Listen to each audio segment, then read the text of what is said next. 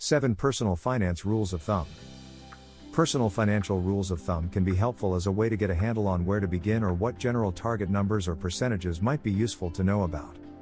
Sorry for 3 cliches in one sentence, but these rules of thumb should be taken with a grain of salt because most rules are meant to be broken.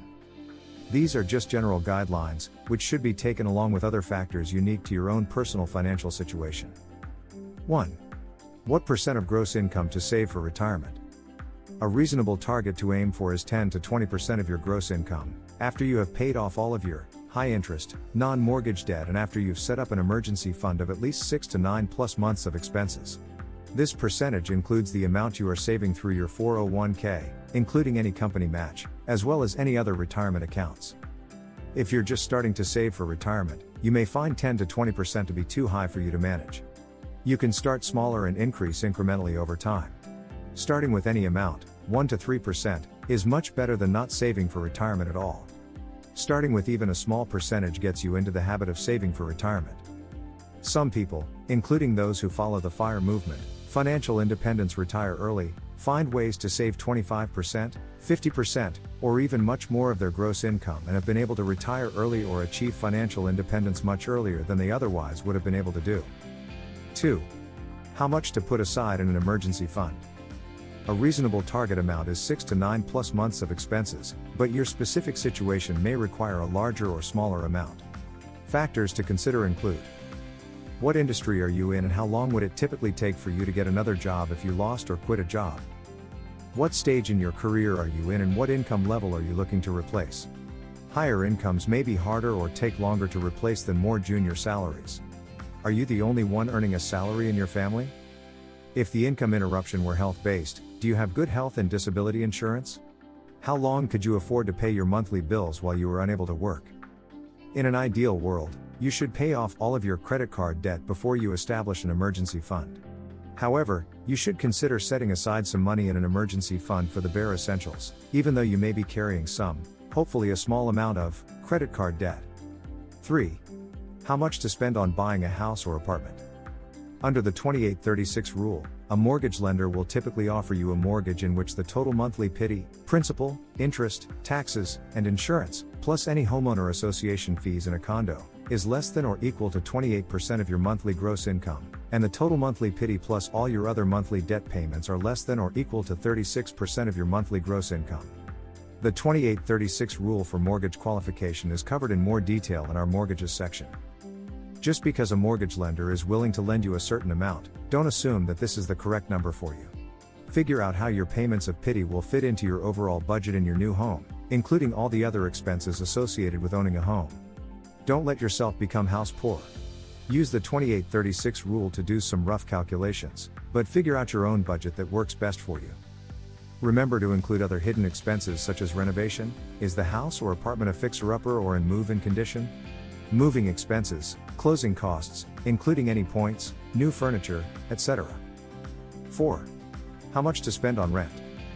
According to U.S. HUD, Department of Housing and Urban Development, guidelines, a family that spends more than 30% of its gross income on housing is considered cost-burdened.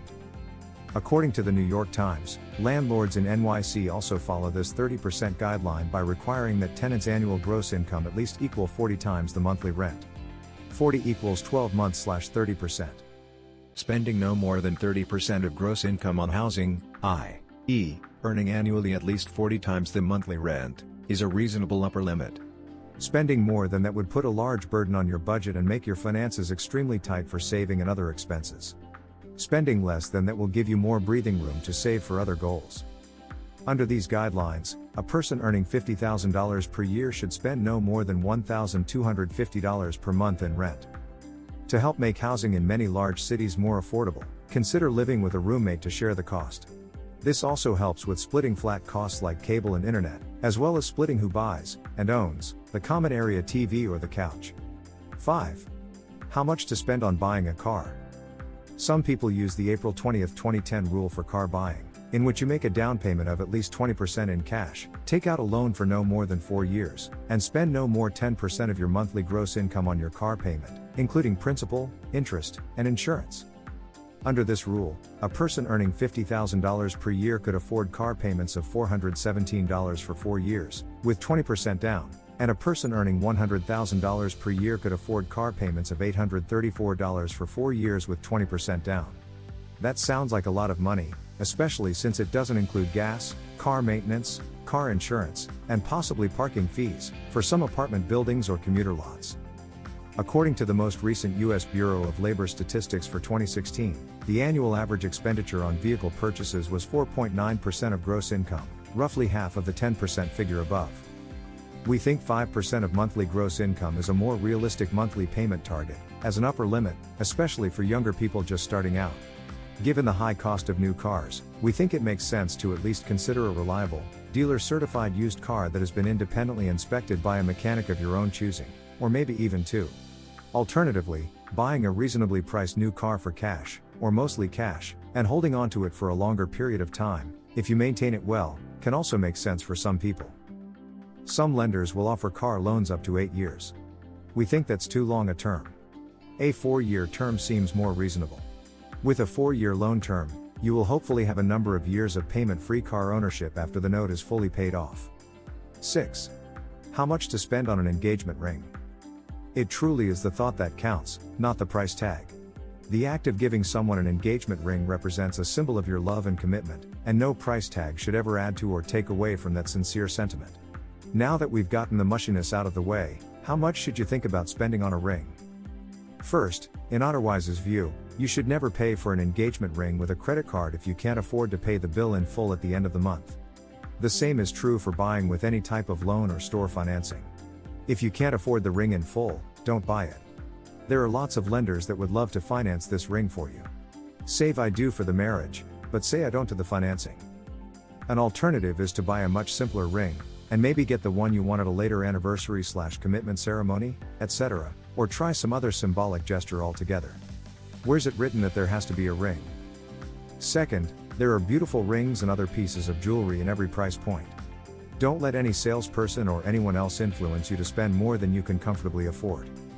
Depending upon your salary and financial situation, you might consider as a general guideline a maximum of 1 month's salary, before tax, as long as the amount you select fits comfortably within your budget and other obligations, and won't disrupt your savings. This is just a suggestion, and only you can know the right number for your own financial situation. For many people, and many different salary levels, 1 month's salary is much too high. You have to assess your own values, priorities, and financial matters, and decide this for yourself. This is a highly personal matter with a lot of moving parts. We've seen different rules of thumb, or ring finger, on this issue, reaching as high as 3 months of gross salary. In our view, spending up to 3 months of salary seems unrealistic and quite high, especially these days with heavier student debt burdens and people getting married at a later age, earning a higher salary.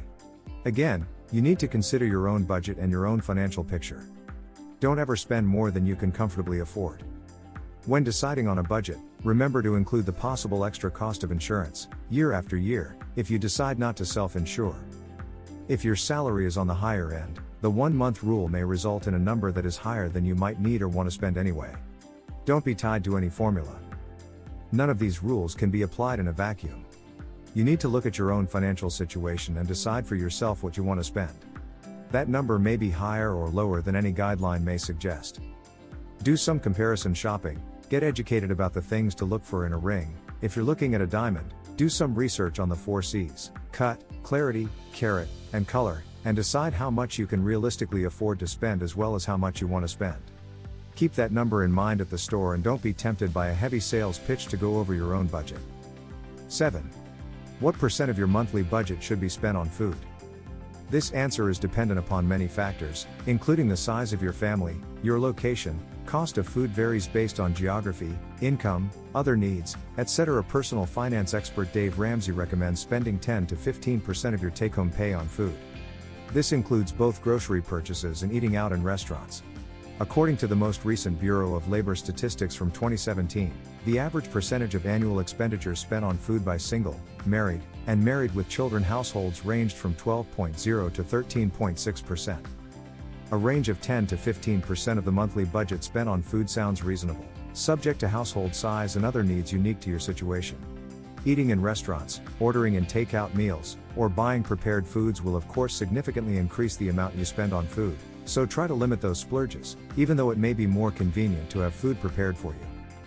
Otherwise has a section called Simmering Savings devoted to cost-conscious recipes. Turn your savings into potential earnings by investing the cost difference. Figuring out how much you spend on food can be tedious. Check out our Savings Apps page to help streamline the process. Thank you.